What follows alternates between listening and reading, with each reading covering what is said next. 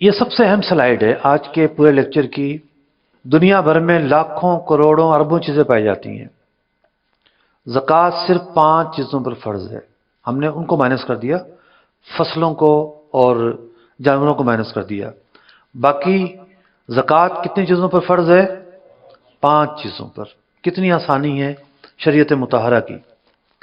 پہلی چیز ہے سونا۔ سونا کسی بھی شیپ میں ہو، بسکٹ کی شیپ میں ہو، زیور کی شیپ میں ہو، عورت استعمال کرتی ہو، استعمال نہ کرتی ہو، بچوں کے جہیز کے لیے رکھا ہو، سیونگ کے لیے رکھا ہو، جس کی ملکیت میں ہوگا ہم اس کی ملکیت کو لے کے چلیں گے۔ زکوٰۃ ہم نے سنا بالغ پر فرض ہے، تو جو بالغ ہے اس کی ملکیت میں جو چیز ہے ہم اس کی ایک بیلنس شیٹ بنائیں گے۔ ہاں بھی اس کے پاس یہ چیز ہے، یہ چیز ہے، یہ چیز ہے، زکوٰۃ فرض ہے یا زکوٰۃ فرض نہیں ہے۔ تو یہ باتیں میں نے اس لیے بیان کی کہ بعض اوقات خواتین کی طرف سے سوالات آ رہے ہوتے ہیں، یہ تو ہمارے استعمال میں ہے۔ سونا کسی بھی شیپ میں ہو، اس پر شرائط پائے جائیں تو زکوٰۃ فرض ہوگی۔ نمبر 2، چاندی۔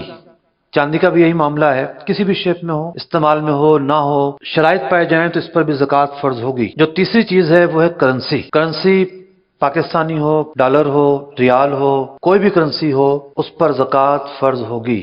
بٹ کوائن ہے، ڈیجیٹل کرنسی کے نام پر جو پروڈکٹ مارکیٹ میں آئی ہے، اس کو ہم کرنسی مانتے ہی نہیں ہیں۔ نام لوگوں نے کرنسی رکھا ہے، لیکن کرنسی کی تعریف یہ ہے گڈس کے مقابلے میں کاؤنٹر ویلیو کے طور پر جو چیز استعمال ہوتی ہے وہ کرنسی کہلاتی ہے۔ آپ خریداری کرتے ہیں اس چیز سے، یہ دے دیں، یہ دے دیں، یہ دے دیں، یہ دے دیں۔ ہم کرنسی نکال کر ضروریات زندگی کی چیزیں خریدتے ہیں، تو کرنسی ہمیشہ جو گڈس ہے اس کے کاؤنٹر ویلیو کے طور پر، اس کے معاوضے کے طور پر استعمال ہوتی ہے۔ بٹ کوائن زیادہ سے زیادہ ایک انسٹرومنٹ ہے، ٹریڈنگ انسٹرومنٹ ہے، زیادہ سے زیادہ بس۔ اور وہ بھی ہے کہ نہیں ہے، اس میں بھی علماء کو اختلاف ہے۔ ہمارا فتویٰ یہ ہے کہ ڈیجیٹل کرنسی کی خرید و فروخت جائز نہیں ہے، کیونکہ اس کے اندر غرر ہے، اس کے اندر دھوکہ ہے۔ مارکیٹ اتنی اپ ڈاؤن ہے، اتنی صورتیں ہیں عجیب و غریب، تو ہم نے اس کے جواز کا فتویٰ نہیں دیا۔ پاکستان میں ویسے بھی غیر قانونی ہے، ایف آئی اے پکڑ لیتی ہے، چھاپے پڑتے ہیں، اور ملک کے لیے انتہائی شدید نقصان دہ ہے۔ ایک بٹ کوائن کی قیمت آج کل تو پتہ نہیں کتنی چل رہی ہے، معلوم ہے کسی کو بھی؟ پہلے تو تھی 30 لاکھ روپے، 40 لاکھ روپے، اب ڈالر مہنگا ہوا تو 70 اور بڑھ گئی ہو۔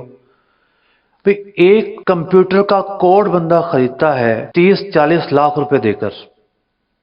30-40 لاکھ روپے میں فیکٹری لگ جاتی ہے، فیکٹری لگتی ہے، مصنوعات تیار ہوتی ہیں، باہر جاتی ہیں، ایکسپورٹ ہوتا ہے، ملک میں ڈالر آتا ہے، لوکلی لیبر کو کام ملتا ہے۔ 30-40 لاکھ روپیہ ایک کمپیوٹر کے کوڈ میں آپ نے رکھ دیا، جس کا پاسورڈ بھول گئے تو گئے کام سے۔ اس کا ایسا کوئی فزیکل استعمال نہیں ہے، دنیا میں تھوڑا سا چینج آیا، پتہ نہیں کہاں سے کہاں جائے گی۔ تو یوں اس کے اندر غرر ہے، انسرٹنٹی ہے، اتار چڑھاؤ بہت زیادہ ہے۔ چوتھی چیز ہے پرائز بانڈ۔ پرائز بانڈ جو ہے بعض لوگ کہتے ہیں کہ جائز نہیں ہے۔ 2 طرح کے پرائز بانڈ ہوتے ہیں، 2-3 سالوں سے ایک پرائز بانڈ کی نئی قسم پیدا ہوئی ہے مارکیٹ میں، پریمیم پرائز بانڈ کہلاتے ہیں۔ یہ خالصتاً سودی پرائز بانڈ ہے۔ یہ پرائز بانڈ ہمارے اس لسٹ میں شامل ہی نہیں ہے، اس وجہ سے کہ وہ تو صرف ایک رسید ہے۔ اصل تو وہ سیونگ اکاؤنٹ ہے جس پر سود ملتا ہے، اور ایک سودی اسکیم ہے جس میں پڑھنا جائز بھی نہیں ہے۔ یہ جو دوسرے پرائز بانڈ ہیں جو پرانے ہیں، ان پرائز بانڈ کی جو حیثیت ہے وہ ٹریڈنگ گڈس کی ہے۔ ٹریڈنگ گڈس کے طور پر یہ اپنا وجود رکھتے ہیں۔ جس طرح ڈاک کا ایک ٹکٹ ہوتا ہے، جس طریقے سے اب اسٹامپ پیپر ہوتا ہے۔ ڈاک کا ٹکٹ ایک ہی ایریا کا ہے لیکن اس کی قیمتیں ڈیفرنٹ ہیں، اسٹامپ پیپر ایک ہی پیپر ہے، A4 کا پیپر، اس کی قیمتیں ڈیفرنٹ ہیں، اور اس ڈیفرنٹ قیمتوں کی وجہ سے آپ اس کو خرید رہے ہوتے ہیں۔ تو پرائز بانڈ ایک خود گڈس ہے، اگر گم ہو جائے تو آپ کے پیسے چلے جاتے ہیں۔ یہ اس بات کا ثبوت ہے کہ رسید نہیں ہے، رسید ہوتی تو آپ اصل سے جا کر ریکور کر لیتے۔ سودوں کے اندر استعمال بھی ہوتا ہے، یہاں کا ریشو مجھے نہیں پتا، کراچی میں تو بہت زیادہ ہے۔ کوئی پراپرٹی کس نے خریدی ہے، اتنا کیش دیں گے، اتنا پرائز بانڈ دیں گے، تو یوں ایز اے انسٹرومنٹ کے طور پر، ٹریڈنگ گڈس کے طور پر اس کی اپنی ایک حیثیت ہے، اور مال تجارت میں یہ شمار ہوتا ہے۔ 5ویں چیز ہے مال تجارت۔ وہ چیز جو آپ نے بیچنے کے لیے خریدی ہے، وہ چیز جو آپ نے بیچنے کے لیے، کسی نے گھر لیا رہنے کے لیے، یہ شرط پائی گئی کہ نہیں؟ نہیں پائی گئی۔ کرائے پر چلانے کے لیے گھر لیا، یہ شرط نہیں پائی گئی۔ ٹرانسپورٹر ہے، اس کی گاڑیاں چلتی ہیں کرائے پر، ایک گاڑی کروڑوں روپے کی ہوتی ہے، تو وہ گاڑی اس نے بیچنے کے لیے نہیں خریدی، کرائے پر چلانے کے لیے خریدی ہے۔ تو مال تجارت سے مراد ہے کہ جس کو آپ خریدتے ہیں بیچنے کے لیے، تو وہ تیار پروڈکٹس ہوں، جیسے کسی کی کریانے کی دکان ہے تو مال تجارت ہے، جو بھی اس کی دکان میں رکھا ہوا ہے بیچنے کا سامان، کچھ سامان فرنیچر ہوگا، کچھ الماریاں ہوں گی، یہ بیچنے کے لیے نہیں ہے۔ آفس ہے کسی کا، اس میں بہت بڑا عالیشان فرنیچر ہے، کمپیوٹر ہیں، بہت ساری چیزیں ہیں، لیکن وہ بیچنے کے لیے نہیں ہے، ان پر زکوٰۃ فرض نہیں ہوگی۔ تو یوں بہت ساری چیزیں ایسی ہیں ہمارے چاروں طرف پھیلی ہوئی، جب ہم ان کو دیکھتے ہیں تو وہ بیچنے کے لیے نہیں ہوں گی۔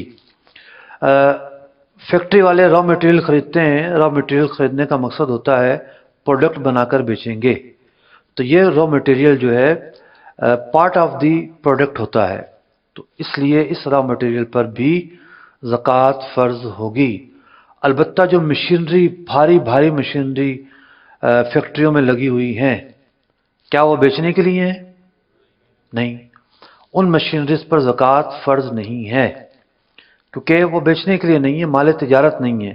ہاں کسی کا کام ہی مشین بیچنے کا ہے تو ظاہر بات ہے اب اس کے لیے یہ آئٹمز جو ہیں وہ ٹریڈنگ گڈس ہوں گے اور زکوٰۃ فرض ہوگی۔ تو یہ 5 چیزیں ہیں جو قابل زکوٰۃ اموال ہیں۔